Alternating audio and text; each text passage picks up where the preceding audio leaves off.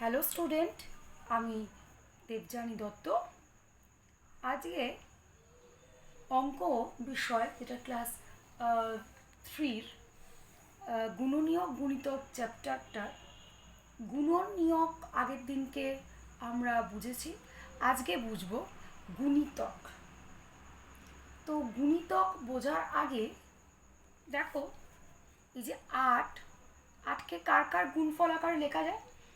1 গুণ 8 আর 2 গুণ 4। তাহলে আমি বলতে পারি যে 8কে 2 দিয়েও ভাগ যায়, 4 দিয়েও ভাগ করা যায়, অর্থাৎ 2 দিয়ে 8 বিভাজ্য, 4 দিয়েও 8 বিভাজ্য, আর 1 আর 8 দিয়ে তো অবশ্যই বিভাজ্য। তো এই কারণে আমরা আগের দিন শিখেছিলাম এই 1, 2, 4, 8 এরা হচ্ছে 8-এর গুণনীয়ক। তো এখন দেখো, তাহলে এই যে বলছি 2 গুণ 4 সমান যে 8,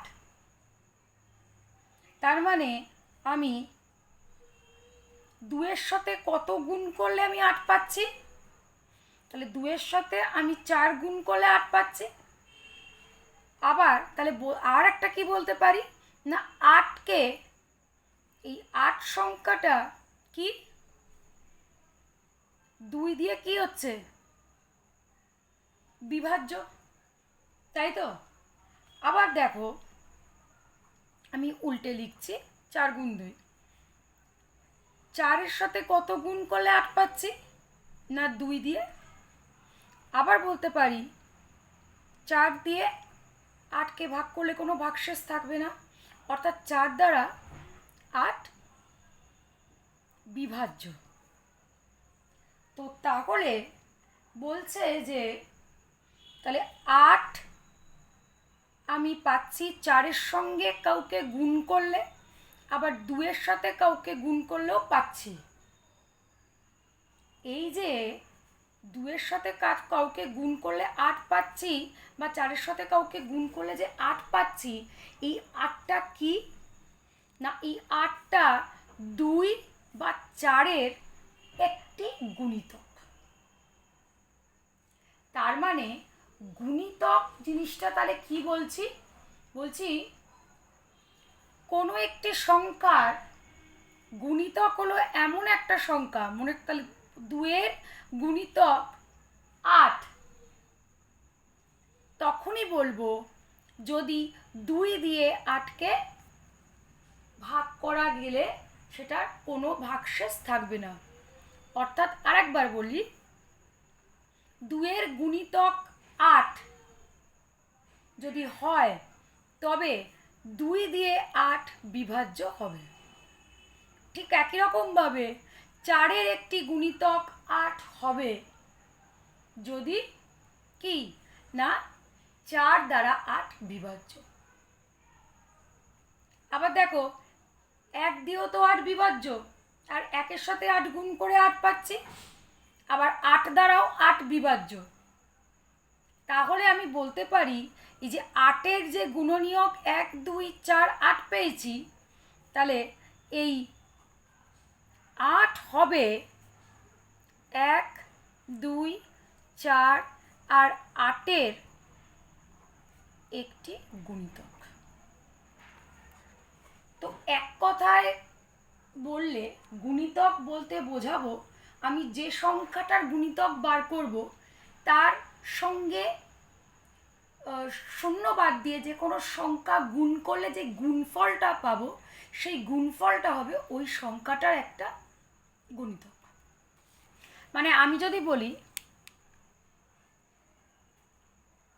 12-র গুণিতকগুলো নির্ণয় করতে হবে, তাহলে আমার কাজ কি হবে? 12 একে 12, 12 দুগুণে 24, 3 12 36, 4 12 48, এরকম সব যাবে। তার মানে 12-র সাথে 1 গুণ করলে 12 পাচ্ছি, তাহলে এই 12 হলো এই 12-র একটি গুণিতক।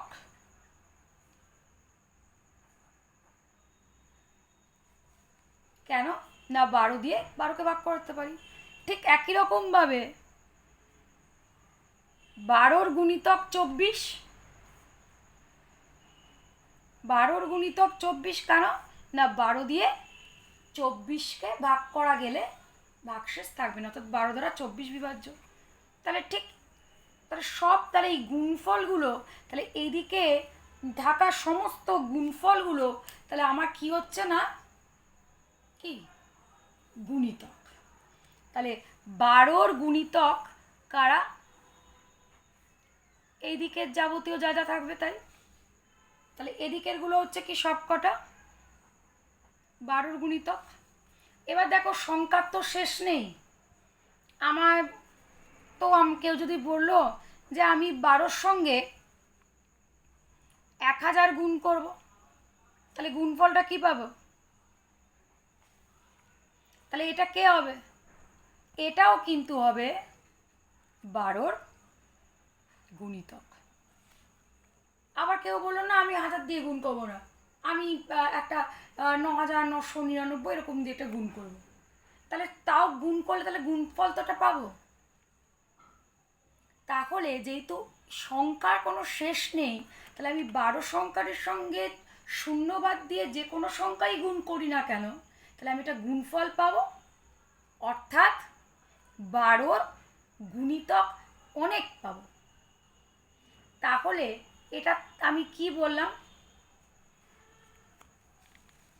তাহলে 12-র গুণিতক যেহেতু অসংখ্য পাবো, মানে আরও পাবো, তাহলে আমি বলতে পারি সংখ্যার গুণিতক অসংখ্য বা অনির্দিষ্ট। মানে আমি নির্দিষ্ট করে বলতে পারছি না 4টে কি 5টা কি 10টা। যেখানে আমি দেখো গুণনীয়কগুলো দেখো, এই যে যদি 8-এর গুণনীয়ক যদি বলি তাহলে দেখো 1 2 3 4, কিন্তু 8-এর যদি আমি বলি গুণিতক বার করো, দেখো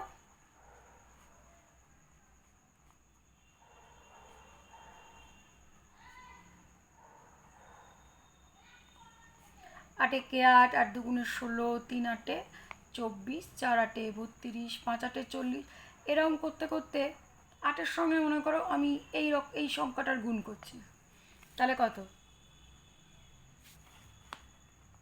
8 9 72, এই 0, এরা পাচ্ছি। তাহলে এরা কারা,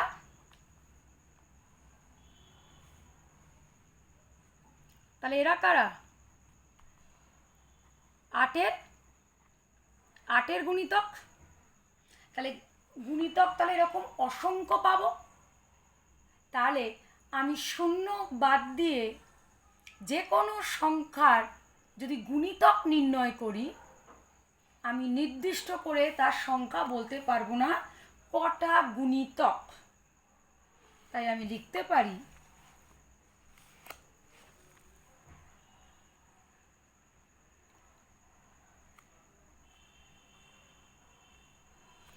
শূন্য বাদে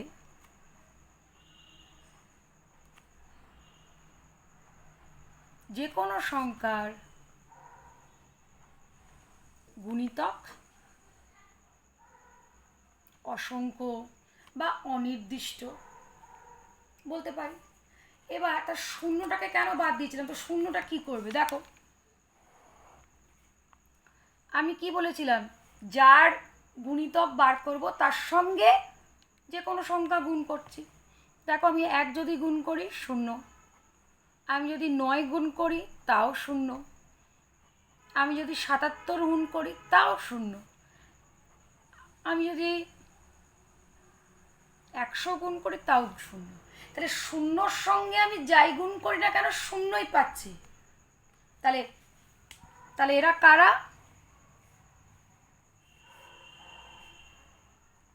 শূন্যের গুণিতক। তাহলে শূন্যের গুণিতক কাকে পাচ্ছি, শূন্যকেই পাচ্ছি। তাহলে আমি বলতে পারছি স্পষ্ট করে যে শূন্যের গুণিতককে না, শূন্যের গুণিতক শূন্য নিজে। এই যে নির্দিষ্ট করে আমি বলতে পারছি, কিন্তু সেখানে অন্য সংখ্যাগুলো যেমন এদের আমি নির্দিষ্ট করে বলতে পারছি না কতগুলো হবে, কাউন্ট করে বলতে পারবো না। তাই জন্য আমি এখানে জন্য আগেরটাতে বলেছিলাম শূন্য বাদে যে কোনো সংখ্যার গুণিতক অসংখ্য। তাহলে এখানে লিখব শূন্যের গুণিতক নির্দিষ্ট। কে সেটা?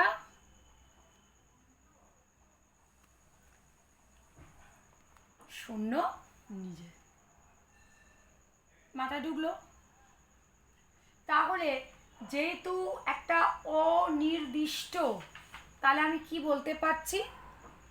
তাই জন্য আমাকে যদি গুণিতক বার করতে বলে, তাহলে আমাকে কিন্তু ওই গুণ করে বার করতে হবে।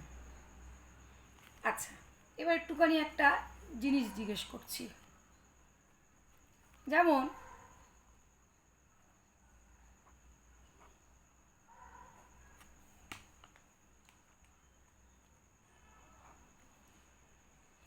ছয়ের গুণনীয়ক কারা? না, ছয়কে এক দিয়ে ভাগ করা যায়, ছয়কে নিজে দিয়ে ভাগ করা যায়, আর 2 আর 3। তাহলে 1 2 3 6। তাহলে ছয়ের গুণনীয়ক 1 2 3 6 যদি হয়, তাহলে আমি উল্টো করে কি বলতে পারি? 1 2 3 আর 6-এর একটি গুণিতক হবে 6। তার মানে 6-এর যারা গুণনীয়ক, মানে 1 2 3 6 দিয়ে 6কে ভাগ করা যায়, যেহেতু 1 2 3 6 দিয়ে 6কে ভাগ করা যায়, তাহলে আমি বলতে পারি 1-এর একটি গুণিতক 6, 2-এর গুণিতক একটা 6, 3-এর অনেকগুলো গুণ পাবো। 3 1 3, 3 2 6, 3 3 9। তো তার মধ্যে সে তাহলে 3-এর একটা গুণিতক কে হবে? 6 নিজে। 6-এর গুণিতক 6 নিজে। তো মাথায় ঢুকলো? তাহলে কোনো একটি সংখ্যার গুণনীয়ক যারা হবে, কোনো একটি সংখ্যার গুণনীয়ক যারা হবে, সেই সংখ্যাগুলোর একটি গুণিতক হবে ওই সংখ্যাটি। আরেকবার তাহলে বলি,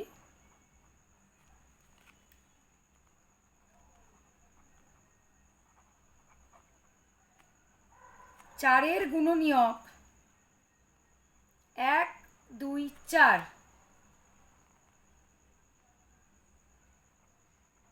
অর্থাৎ 4 হবে 1 2 4-এর একটি গুণিতক। মাথায় নিশ্চয় ঢুকেছে? তাহলে 4-এর গুণনীয়ক 1 2 4, তাই 1 2 4-এর অনেকগুলো গুণিতকগুলোর মধ্যে একটা গুণিতক হবে কে? 4।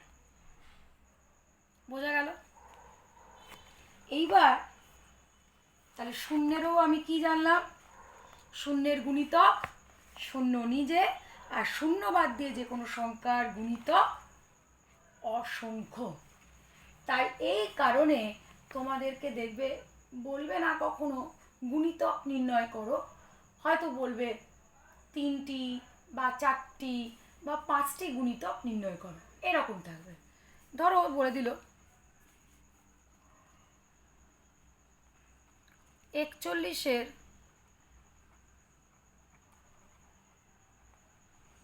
প্রথম 3টি গুণিতক নির্ণয় করো। প্রথম 3টি, তাহলে প্রথম 3টি মানে শূন্য বাদ দিয়ে। আচ্ছা, একটা কাজ করি, এখানে এটা লিখে দিই। 41-এর শূন্য বাদে কথাটা লিখে দিই। 41-এর শূন্য বাদে প্রথম 3টি গুণিতক নির্ণয় করো, কারণ শূন্য দিলেও তো একটা শূন্যটাও তো হবে। তাহলে 41-এ কে 41, দেখো 3টে যখন বলেছে, তাহলে 41-এর সঙ্গে 1 2 3 গুণ করব। এবার এটা যদি না পারো মুখে করতে, রাফে করে নেবে। 2 1 কে 2, 4 2 8, 3 1 কে 3, 3 4 12। তাহলে এই 3টে পেয়ে গেলে, তাহলে সোজা উত্তর তাহলে 41-এর কার গুণিতক সেটা কিন্তু লিখতে হবে। 41-এর শূন্য বাদে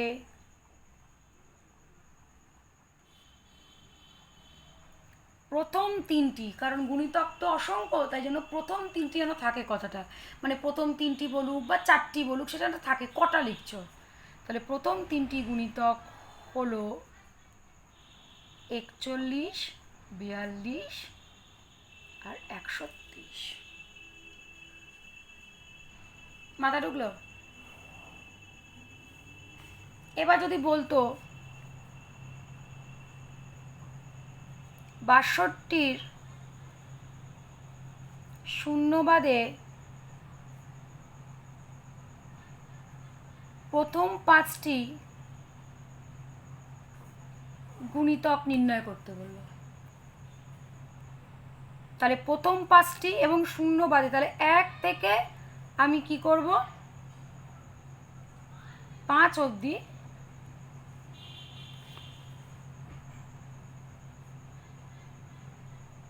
আমি কি করব না গুণ করব। দেখো 62 1-কে 62, 62 2, মুখে না পারলে রাফ, 2 2 4, 6 2 12, 3 2 6, 3 6 18, 4 2 8, 4 6 24, 5 2 10, হাতে 1, 5 6 30 আর 1 31। ব্যাস পেয়ে গেলে। তাহলে এবার উত্তর 62-র শূন্য বাদে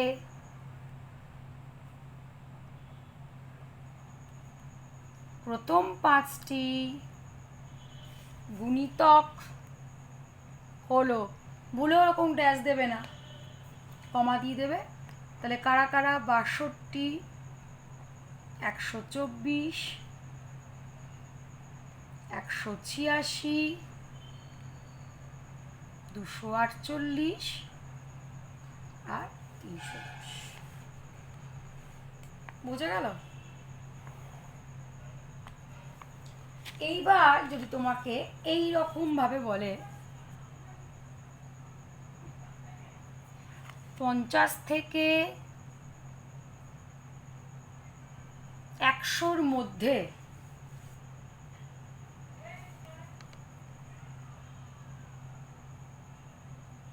তিরিশের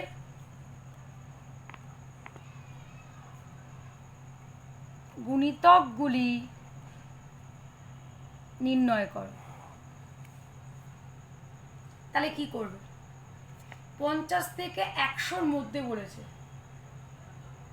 তাহলে 50 আর 100-র মধ্যে যারা আছে তাদের বার করব, কিন্তু সেখানে কি করে গুণিতক করবো? তাহলে আমি 30-এর ঘরে আর কি গুণফল নামতাটা করি আর কি। 30-কে 30, দেখো 50 থেকে ছোট, 30-এর সঙ্গে 2 গুণ করলে 30 2 60, এই 60টা কি 50 থেকে বড়, তাহলে 60 লিখে দিলাম গ্রেটার দ্যান 50। তাহলে আমি 60 থেকে নেওয়া শুরু করব। 50 থেকে, যেহেতু 50 আর 100-র মধ্যে, মানে তোমার 50-এর পর 51 থেকে শুরু করব, আর 100-র মধ্যে মানে 99 পর্যন্ত যারা থাকবে তাদেরকে নেব, মনে থাকবে তো। তার মধ্যে কে পড়ছে? 60 একটা পড়ছে, যেটা 50 থেকে বড়। এবার পরেরটা 3, 3 3 9, 90, 4 দিয়ে গুণ করছি, 3 4 12 0। তাহলে এই 120টা কি হলো? 120টা তো 100-র থেকে বড়, তো 100-র মধ্যে বলেছে, তাহলে 100-র থেকে ছোট নেব। তাহলে 100-র থেকে ছোট কে? 90। তাহলে আমি কাদের নেব? এই 60 আর এই 90-এর মধ্যে নেব, তাই তো? 90-এর মধ্যে না, সরি, 60 আর 90 নেব। 50-এর থেকে বড় 30-এর গুণিতককে একটা 60, আর 100 থেকে ছোট 30-এর একটা গুণিতক কি পেলাম? 90। তাহলে এবার উত্তর লিখব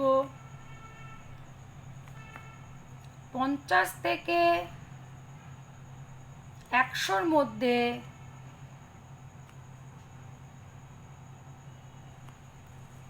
30-এর গুণিতক গুলি হলো 60 আর 90।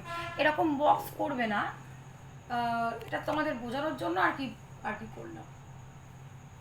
আর একটা দেখো,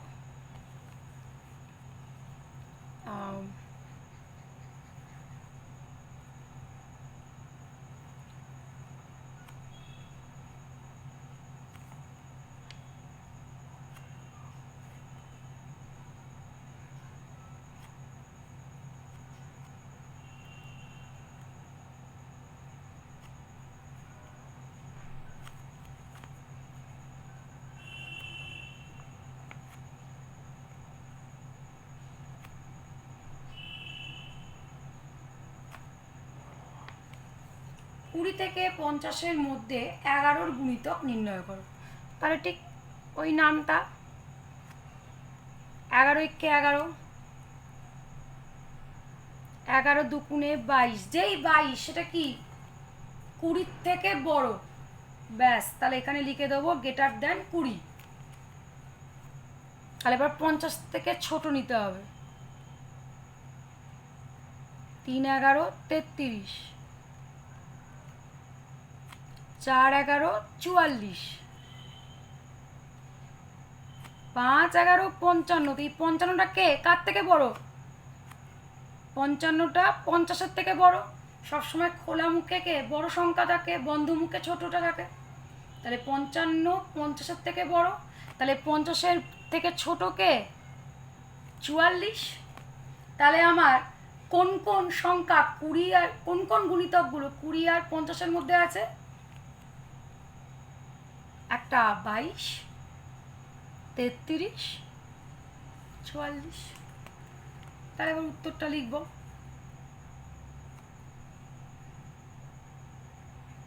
কুড়ি থেকে 50-এর মধ্যে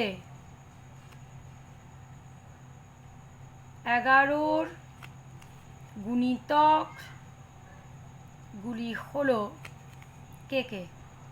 22, 33 আর 44। তাহলে বোঝা গেল? তাহলে গুণিতক বার করতে গেলে সব নামতাটাই করবে। যদি 4টে কি 5টা বলে দেয় তাহলে ওইভাবে করবে। 5টা বললে 5 অবধি গুণ করব, 3 বললে 3টে, 4 বললে 4টে, 8টা বললে 8 অবধি করব। আর যদি কারোর থেকে কারোর মধ্যে বলে দেয়, যদি বলে দেয় 40 থেকে 60-এর মধ্যে, তাহলে 40 থেকে বড় নেব, আর 60 থেকে ছোট যারা তারা নেব। তো আশা করি গুণিতকটা মোটামুটি একটু ক্লিয়ার হয়েছে। তো শেষ হয়ে গেল এই গুণিতক।